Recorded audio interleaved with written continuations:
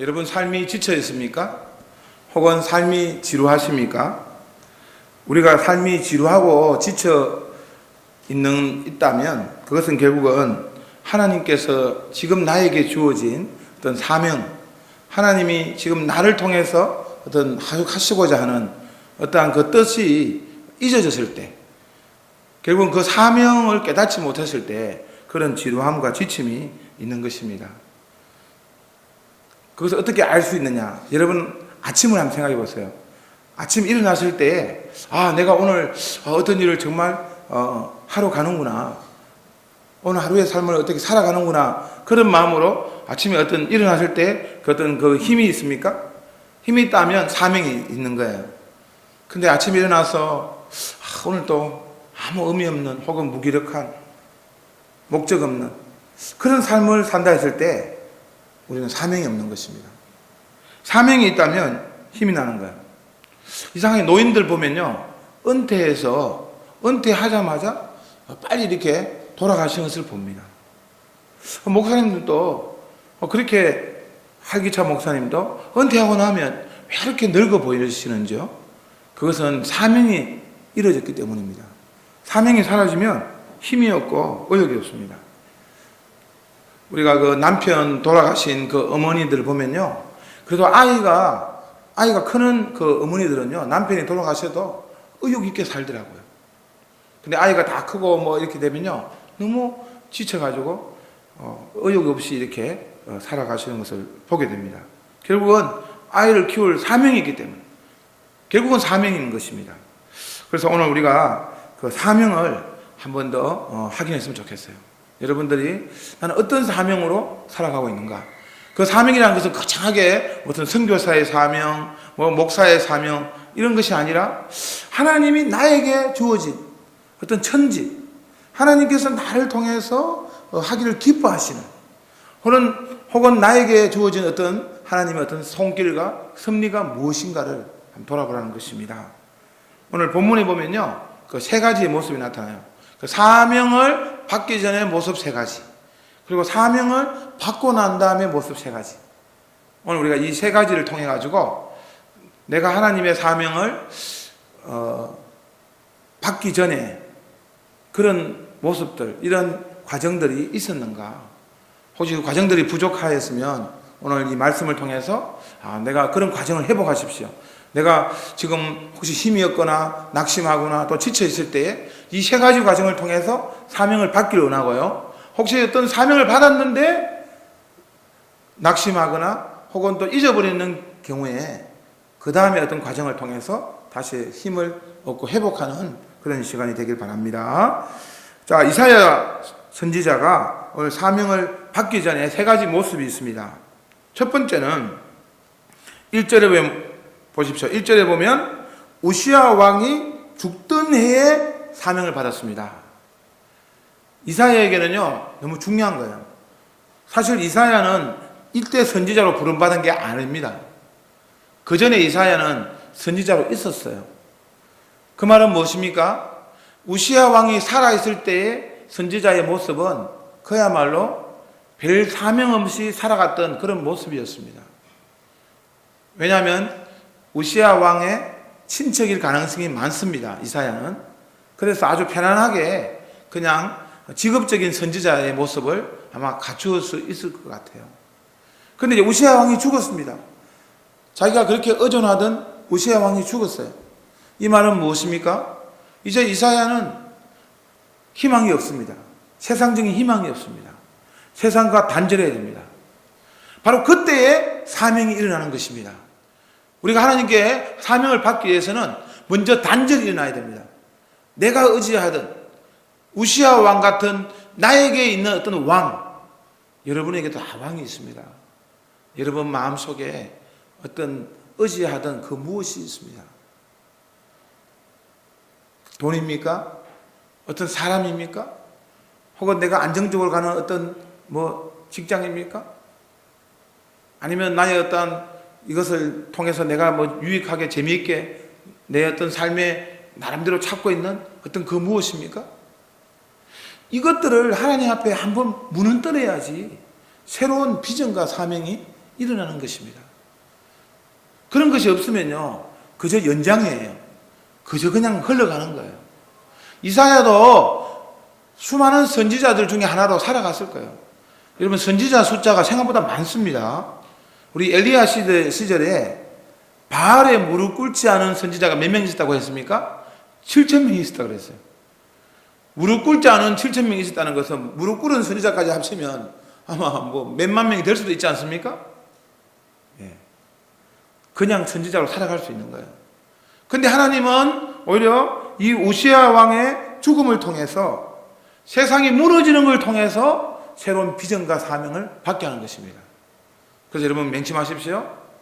세상이 무너질 때 하나님이 오신다. 한번 따라해보세요. 세상이 무너질 때 하나님이 오신다. 네. 여러분들이 의지하던 그 무엇이 한번 무너져야지 하나님을 새롭게 발견해요. 우리 인간적으로 세상이 무너지는 것이 너무 힘들어요. 너무 무거워요. 그런 짐들이 있지 않습니까? 그러나 그 무거움과 무너짐이 오히려 우리에게 축복이 될 수 있습니다.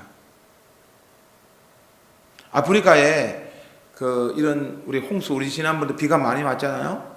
지금 우리 울산에 막 그 물에 잠기는 것도 TV를 통해서 봤지 않습니까? 소방관이 구하다가 뭐 순직했던 소식도 알고 있습니다. 근데 아프리카는 그런 소방관도 없고 또 뭐 그런 장치가 없는데요. 재밌는 거는 그래도 이 냇가를 건너야 할 때 하나 방법이 있습니다. 그 방법이 뭔가 하면요, 무거운 돌을 안고 걷는다고 해요. 왜냐면 무거운 돌을 안고 있으면 어떤 무게가 있기 때문에 물살이 세더라도 안 넘어진다고 합니다. 인간적으로 볼 때는 얼마나 무거워요. 이 돌을, 내가 왜 이 돌을 지고 가느냐. 이 돌이 너무 힘들어요. 작은 돌을 갖고 싶습니다. 아니면 돌조차도 안기 싫어요. 그러나 그 무거운 돌이 결국 나를 다시 살리는 것입니다. 여러분에게 주어지는 무거운 돌이 있죠. 감당하기 싫은 돌이 있을 겁니다. 감당하기 싫은 사람이 있을 거고, 감당하기 싫은 어떤 문제가 있을 거고, 감당하기 힘든 어떤 병이 있을 것이고, 감당하기 싫은 어떠한 그런 근심거리가 있을 거예요. 그렇지만 그 무거운 돌을 벗어버리거나 회피하거나 없으면 좋겠다는 것이 아니라, 하나님, 이 풍랑 인하여 감사합니다. 이 풍랑으로 인하여 하나님, 제가 원망하고 불평하고 벗어나기를 원하지 않고 하나님, 이 풍랑을 안고 가겠습니다. 이 돌을 안고 가겠습니다. 그런 마음이 필요한 거예요. 지금 이사야에게 하나님께서 무거운 돌을 지어주는 것입니다. 우시야 왕을 죽고 난 다음에 비로소 너는 새롭게 사명을 발견한 거예요. 여러분, 약곡강가의 그 야곡, 결국 한독배가 쳐주고 나니까, 무릎을 꿇으니까 하나님 발견하는 것입니다. 하나님께 메어 달리는 것입니다. 그래서 오늘 우리가 이 사명을 받을 때 첫 번째는 단절이 있어야 한다. 나의 왕을 버려야 한다. 그게 첫 번째 모습입니다. 두 번째는 무엇인가 하면, 사명을 받기 전에 하나님의 영광을 체험해야 합니다. 하나님의 영광을 만나야 합니다. 오늘날 한국교회에 하나님의 영광을 보았다, 만났다는 사람들이 적어지고 있습니다. 그러나 여전히 하나님은 살아계셔서 당신의 백성에게 영광을 보여주십니다. 여러분들이 하나님의 영광을 만나길 원합니다. 하나님의 영광을 체험해야만이 사명이 있어요. 결국 사명이 없다는 것은 내가 요즘에 하나님을 안 만나고 있는 증거입니다. 하나님과의 교제가 사라지고 있는 증거입니다. 그래서 우리는 다시 한번 하나님을 만나야 합니다. 특별히 지금 그 이사야서 보면 5절에 보면 만군의 여호와이신 왕을 배었음이로다 하고 있습니다. 재밌는 거는요, 그 하나님의 표현 중에 뭐 주님, 하나님, 여호와 이런 말을 많이 쓰지만 왕이라는 표현을 잘 안 쓰잖아요. 근데 왜 하필 이 본문에서는 만군의 여호와이신 왕을 배웠다, 왕을 만났다 이렇게 섞였습니까? 세상 왕은 죽었지만 진정으로 살아있는 왕, 그분이 바로 여호와 하나님이시라는 것입니다. 세상의 왕은 너에게 기대가 안 되고 언젠가는 죽을 것이지만 만군의 여호와 하나님 진정한 왕은 영원토록 살아계시고 영원토록 너와 함께 계신다는 약속입니다. 이사야는 그것을 체험했어요. 하나님을 만났어요. 이게 서랍이 지금 6날개를 천사가 6날개를 지금 두 날개는 얼굴을 가리고 두 날개는 발을 가리고 두 날개는 날고 있다고 했습니다. 그 모습을 본 이사야는 어떤 심정이었을까요? 하나님 왜 저 천사를 나에게 보여줍니까? 하나님 이 부끄러운 얼굴을 가리게 해주시겠습니까? 부끄러운 발을 가리게 해주시겠습니까? 아마 이사야는 그런 느낌을 가졌을 거예요. 하나님이 오늘 사명을 받기 전에 나의 부끄러움을 가려주시는구나. 여러분들의 부끄러움이 있을 것입니다. 정말 가리고 싶은 어떤 그 무엇이 있을 것입니다. 나의 실수와 혹은 선지자로 부름 받고도 아무렇게나 살아갔던 못난 이사야를 덮어주는 그 옷자락, 나의 눈물을 덮어주는 옷자락, 실패를 했는데 용기로 절망을 했는데 희망으로 이 게으른 사람에게 새로운 사명을 주시는 그 옷자락. 이사야는 아마 그 천사의 날개를 통해서 그것을 느꼈을 것입니다.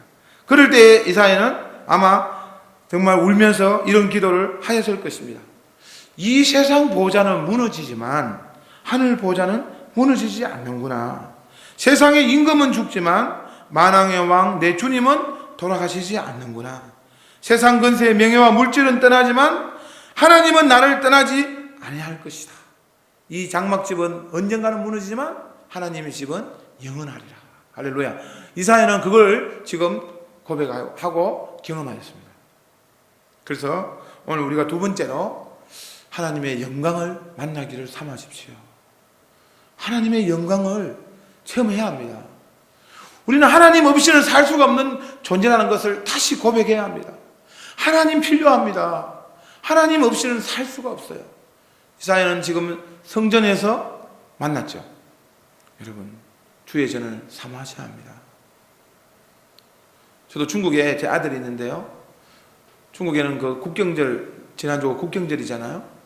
국경절이면 이런 주일 같은 날은요, 꼭 그 대체 휴일이 아니고 대체 근무를 하는 거예요. 그러니까 그 앞에 토요일, 일요일을 같이 이렇게 쉬고 또 그 앞에 어떤 금요일 이런 것도 쉬면서 휴일을 확 늘리고 그 다음에 이제 이런 평일 지나서 토요일 주일에 수업을 하는 거예요. 어제 통화를 하는데 내일 그래 교회 어떻게 하냐 하니까 교회를 못 간다 하더라고요. 대체 수업을 한다고. 제 아내는 저보다 어떤 믿음이 좋은지 모르겠지만 학교 가라고 했고 저는 안 된다. 예배를 드려야 한다. 수업 펑크나도 좋고 F 학점 근총 2개 차도 좋으니 교회는 가야지. 우리에게 언젠가 이런 예배와 주의 전을 사모하는 열심들이 많이 사라졌습니다. 우리는 이렇게 그냥 예배 빠지는 거, 혹은 주일날 그냥 예배 빠지는 것, 혹은 우리가 이 교회에서 기도하는 것, 이런 것들이 너무 덩어리 되어 있어요. 물론 집에 설거지를 하다가 예수님을 만날 수 있어요. TV를 보면서 성령을 체험할 수 있어요. 하지만 성경에 보니 주의 전에서 주로 하나님을 만났습니다. 주의 전에서 기적을 체험했습니다. 우리가 다시 한번 하나님의 영광을 사모한다면 주의 전을 사모하는 마음이 있어야 합니다. 할 수만 있으면 주의 전에 와서 기도하십시오. 하나님 만나기를 사모하십시오. 성령 충만해야 된다고 갈급하게 기도하십시오. 하나님께서 임재해 주실 것입니다. 여러분들을 만나 주실 것입니다. 하나님의 영광을 체험해야만 합니다. 그래야만 살 수 있다는 그런 고백들이 우리들 가운데 일어나기를 소망합니다. 그게 두 번째 이제 사명을 받기 전의 모습이에요. 세 번째는 어떤 모습인가 하면 자신의 죄를 청산해야 합니다. 회개해야 된다는 말입니다. 제사함을 받아야 합니다. 본문에 보면 이사야는 어떻게 보면 여러 가지로 핑계했던 것 같아요. 나는 이것도 못하고 저것도 못하고 나는 뭐 말도 못하고 뭐 이렇게 나는 선지자로서 안 됩니다라고 그렇게 핑계했던 것 같아요. 그래서 본문에 보면요, 천사가 어떤 퍼포먼스를 하죠. 그 숯을 가져와서 이사야 입을 찢습니다. 여기에 의미가 있습니다. 귀를 안 찢고 눈을 안 찢고 왜 입을 찢습니까? 고문을 할 때 여러분 인두로 어디를 찢습니까? 허벅지를 찢고 가슴을 찢고 하잖아요. 그런데 왜 입을 찢습니까? 네 입이 범죄했다는 거예요. 아마 이사야는 이 입술의 범죄와 혹은 어떤 입술로 인한 어떠한 컴플렉스가 있는 것 같습니다. 그래서 주님께서는 그 이사야의 입을 문지르는 거예요. 그 입술을 찢으면서 이제 너가 새롭게 나아가야 된다.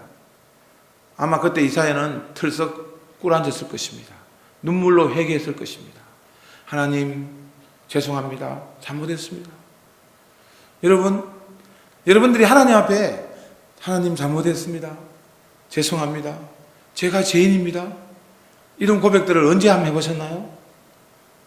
어느 정도 하시나요? 우리에게 한국교회가 이런 고백들이 사라질 때 한국교회는 무너지는 것입니다. 한국교회 여러분 정말 무너지는 소식을 들을 때 그건 사실 내가 무너지는 소식이에요. 왜냐하면 내가 사실 그랬잖아요.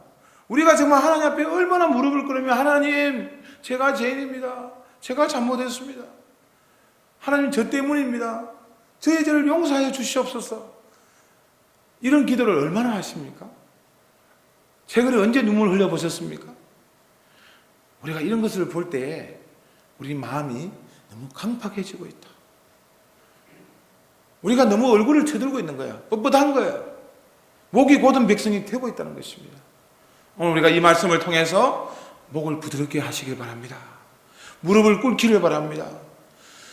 내 입술이 하나님 앞에 세상적인 그런 입술이 아니라 하나님 앞에 정결한 입술로 하나님 죄인입니다. 하나님 연약합니다. 하나님 없이는 살 수가 없습니다. 하나님이 저를 도와주시지 않으면 저는 승리할 수가 없습니다. 하나님 기름 부어 주십시오. 하나님 저를 한번 높여 주십시오.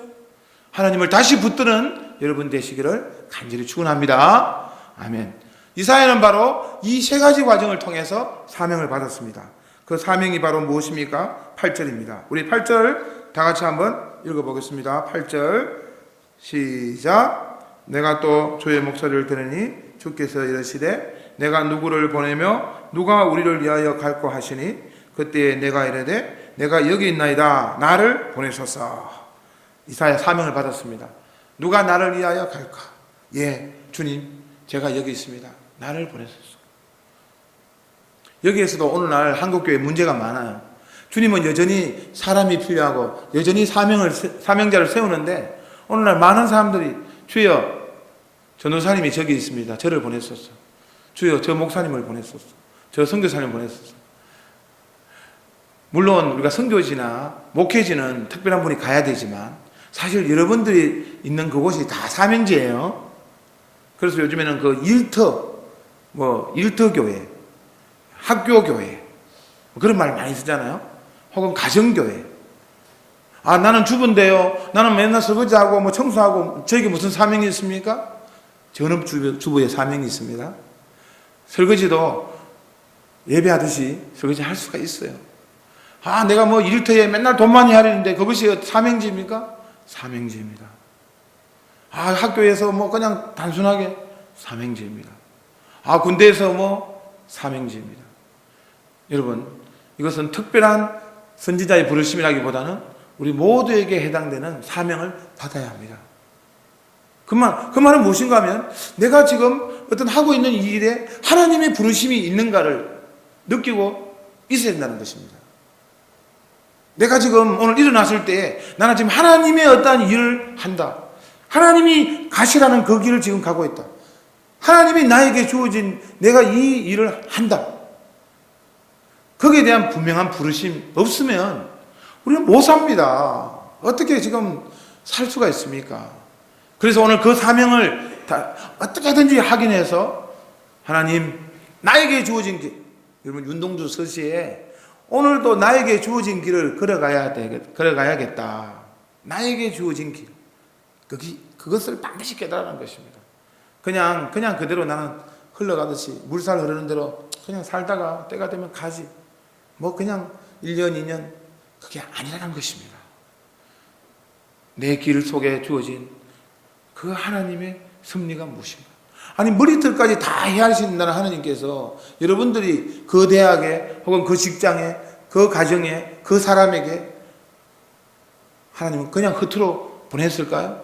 허투루 만나게 했을까요? 뜻이 있다는 것입니다. 하나님의 섭리가 있다는 것입니다. 그것을 찾아내야 돼요. 그것이 바로 오늘 하나님이 이사야에게 보여주신 사명입니다. 이사야는 그런 과정을 통해서 하나님을 만났습니다. 사명을 받았습니다. 근데 놀라운 거는요, 그 다음 세 가지를 보면요, 이상해요. 왜냐하면 사명을 주었으면 하나님이 알아서 다 해야 되잖아요. 근데 그 다음에 세 가지를 보세요. 첫 번째, 9절 10절에 보면, 자, 네가 가서 이 백성에게 이야기해라. 근데 그들은 듣기는 들어도 깨닫지 못할 것이고 보기는 보아도 알지 못하고 마음도 둔하고 귀도 막히고 눈도 감기고 안 될 거다. 이상해요. 하나님께서 지금 사명을 주셨잖아요. 그런데 네가 가서 아무리 해도 안 될 거다 그런 말을 했어요. 이야, 이게 힘든 것입니다. 여러분, 우리가 사명을 받고서 왜 흔들리고 낙심하고 왜 지금 그 사명을 다 잊어버렸습니까? 바로 이 세 가지에 대한 마음의 자세와 준비가 되어 있지 않기 때문입니다. 여러분, 사명은 받았지만 열매가 없을 수가 있습니다. 그것이 지금 첫 번째로 말씀해 주는 거예요. 열매가 없을 수 있어요. 저도 지금 고등부를 맡고 있는데요. 저는 진짜 막 한 1년, 2년 만에 고등부 막 2배로 부흥시키고 그렇게 될 줄 알았거든요. 그런데 안 돼요. 계속 그 자리, 때로는 막 쳐지고, 그래서 좀 좌절감이 있어요. 그때 저는 이 말씀을 보면서, 그래, 안 되는 것, 열매가 없는 것, 그걸 감내해내라는 것입니다. 그것이 진정한 사명자의 모습이에요. 이걸 하다가 뭐 안 되면 포기하면 그게 사명입니까? 아니에요. 그럴 때 그것을 이겨내고 그래도 하나님이 주신 사명 감당하겠다는 자세, 그것이 바로 사명자의 모습입니다. 열매가 없더라도 포기하지 마십시오. 두 번째는 끝까지 가라는 것입니다. 오늘 본문에 보니까 11절 이사야가 지금 주님께 항변합니다. 주여, 어느 때까지니까? 아니 저렇게 열매도 없는 내가 이 사역을 어느 때까지 하겠습니까? 그때 주님의 대답이 무엇입니까? 12절 끝에 보니까 이 땅 가운데에 황폐한 것이 많을 때까지니라. 다 무너지는 그때까지 하라는 거예요. 얼마나 힘든 일입니까? 바닥까지 가라는 거예요. 여러분, 우리가 사명을 감당할 때 바닥까지 갈 수 있어야 됩니다. 그것까지도 감내해야 합니다. 정말 힘들죠. 정말 주변 사람들에게 때로는 욕을 얻어먹고 때로는 어떤 일을 할 때 정말 이 일들이 잘 안 풀려진다는 느낌이 들고 또 정말 낙심하고 때로는 참 오해를 받고 그럴 때라도 우리는 바닥을 쳐도 하늘을 본다. 그렇지 않습니까? 바닥을 치더라도 다시 한 번 더 하나님을 보면서 가질 거 안 되면 천국이 있잖아. 오늘 어떤 분이 그런 말 하더라고요. 한 65세, 70세쯤 되니까 이제 알만하니까, 인생 알만하니까 은퇴한다고. 제가 그런 말 했습니다. 하나님의 방식은 그런 것 같다고. 그냥 그 끝까지 가서 이제 알만하니까 끝난다고. 그 천국에 소망이 있는 것입니다. 결국은 이 땅 자체는 우리에게 소망이 없습니다. 가시와 은경치가 있는 땅입니다. 어차피 이 땅 자체는 그렇게 우리에게 완벽한 소출과 열매를 주는 땅이 아니라는 것입니다. 이 땅의 나라가 아니라 하나님 나라를 바라보라는 것입니다. 우리가 막 정치인들 막 욕하고 막 그런 걸 요즘에 저는 많이 봅니다. 너무 욕도 하지 마시고, 아이고 인생이 다 다 그렇지. 세상 정권이 다 그렇지. 우리는 더 하나님 나라를 소망하며, 그래, 나라도 하나님 믿고 소망 가운데 살아야지. 그런 자세, 그게 바로 사명자의 자세입니다. 세 번째는 무엇입니까? 세 번째는 더 황당해요. 13절에 보면 그 중에 10분의 1이 아직 남아있을지라도 이것도 황폐하게 될 것이다. 내가 열심히 하는데 한 10분의 1밖에 안 남았어요. 그런데 그것도 더 무너질 것이다. 그게 하나님의 말씀이에요. 그때까지 네가 사명을 감당해야 된다는 것입니다. 우리는 사명을 받아놓고는 조금 힘들면 그냥 포기하는 거예요. 네? 포기하는 거 많잖아요. 교회도 뭐 찬양대도 있고 뭐 하면 좀 힘들면 그냥 뭐 힘들면 그냥 못하겠다. 힘들면 어떤 사람 안 만나버려요. 그 사람하고 대화 끊어버려요. 힘들면 다른 데 가서 옮기지. 그렇게 가서는 안 된다는 것입니다. 하나님께서 주신 길이라면 힘들더라도 그 10분의 1마저도 정말 무너지는 소식을 듣더라도 그래도 하나님이 주신 길이라면 이 길을 가야겠다. 이 길이 하나님의 길이라면 가야겠다. 중국에 제가 란주라는 곳에 가면요, 예전에 그 윌리엄 보던이라는 선교사가 세운 병원이 있습니다. 제가 그 병원에 가서 깜짝 놀란 것은 이 젊은 선교사가 그 중국의 큰 란주라는 곳에 와서 병원을 세우고 전 재산을, 백만장자의 아들인데 전 재산을 통틀어서 병원을 세우고 난 다음에 이제 이 이슬람 선교를 하기 위해서 이집트에 훈련받으러 갔다가 훈련받는 거기에서 풍토병으로 죽어버려요. 이 젊은 선교사가. 너무나 아깝잖아요. 근데 이 선교사의 일기장에 뭐가 기록되어 있는가 하면 남김없이 하나님께 다 드리겠다. 이 선교사의 입장에서는 다 드렸지만은 결국은 죽고 말았습니다. 그러나 여러분, 그 윌리엄 보던의 그 일기장을 본 수많은 청년들이 30명이 하나님께 헌신했어요. 그러니까 우리가 지금 다 없어졌다고 하지만은 하나님은 그 그루터기를 살려주신다는 것이 오늘의 말씀입니다. 오늘 13절에도 그 그루터기는 남아있는 것 같이 거룩한 씨가 이 땅에 그루터기니라. 아무리 무너져도 하나님의 그루터기는 남겨주신다는 것입니다. 여러분 힘들 때에 하나님의 그루터기, 하나님은 살려주셔. 하나님은 끝끝내 하나님의 사람을 보존해 주셔. 하나님은 내가 아무것도 못하는 것 같아도 하나님은 나를 통해 어떤 일을 하게 하셔. 세워두셔. 그런 희망, 그 희망이 바로 사명자의 마지막 희망입니다. 저는 그런 이야기를 많이 합니다. 한국교회가 다 무너져도 하나님이 서시는 교회는 하나님이 그루터기로 남겨두실 것이다. 하나님이 서시는 백성은 있을 것이다. 하나님의 역사가 없는 것 같아도 하나님이 역사하시는 성도는 있을 것이다. 기적이 없는 것 같아도 하나님의 기적을 맛보는 성도는 분명히 남겨두실 것이다. 그 믿음입니다. 우리 그렇잖아요. 은행들 많이 무너졌잖아요. 그렇지만 우리 한국은행은, 우리 한국중앙은행은 안 무너지잖아요. 한국이, 정부가 무너지지 않는 한 한국은행은 살아있습니다. 아무리 교회들이 힘들어해도요, 하나님의 교회는 하나님이 세워두시고 하나님이 역사해 주시고 기적을 보여주십니다. 여러분들이 그루터기가 되길 원합니다. 이 시대의 마지막 그루터기가 되길 원합니다. 말씀을 정리하겠습니다. 먼저 우리는 이 사명전 세 가지가 뭐예요? 먼저 단절, 나 자신이 죽어야 한다는 것입니다. 나의 왕이 죽어야 한다는 것입니다. 나의 왕이 죽을 때에 하나님이 보인다는 것입니다. 그리고서 하나님을 만나게 됩니다. 하나님의 영광을 체험해야 합니다. 영광을 봐야 합니다. 하나님의 영광을 보게 되면 어떻게 된다고요? 죄를 청산하고 죄를 회개하게 됩니다. 무릎을 꿇게 됩니다. 하나님 앞에 전심으로 나아가게 됩니다. 그럴 때 하나님께서 사명을 주십니다. 이사야는 그 사명을 받았습니다. 근데 사명을 받고 나니 또 세 가지 문제가 있어요. 어떻게 하라? 끝까지 포기하지 마라. 그리고 열매가 없을 수도 있다. 그리고 그 열매마저 황폐하게 될 때가 있다. 그렇지만은 뭐예요? 그루터기가 있으니, 하나님이 끝까지 하시니, 끝까지 책임져 주시니, 너는 힘들어도 포기하지 마라. 힘들어도 주님을 믿으라. 합력하여 선을 이루신다. 끝까지 주님을 신뢰해라. 나에게 맡겨라.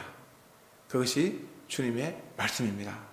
오늘 우리가 이 말씀을 얻어내서 여러분들이 정말 내가 사명에 있느냐, 내가 오늘도 그 사명 때문에 일어나느냐, 내가 오늘도 이 길을 갈 때 이 주님이 주신 길이라는 확신이 있느냐, 그 확신을 가지십시오. 확신이 없다면 다시 한번 주님께 메어 달리고 주님을 만나고 주님의 영광을 체험하셔야 합니다. 그래서 사명을 받으십시오. 그 사명을 받았다면 이제 열매가 없을 수도 있고 끝까지 내가 힘들어도 가야 되고, 그러나 그루터기에 소망을 가지고 하나님 앞에 나아갈 때 하나님 여러분들의 인생을 복되게 하시고 하나님이 끝까지 나를 채워주시고 챙겨주심을 믿고 승리하는 여러분이 될 것입니다. 할렐루야. 우리 함께 한번 말씀을 생각하며 기도하겠습니다.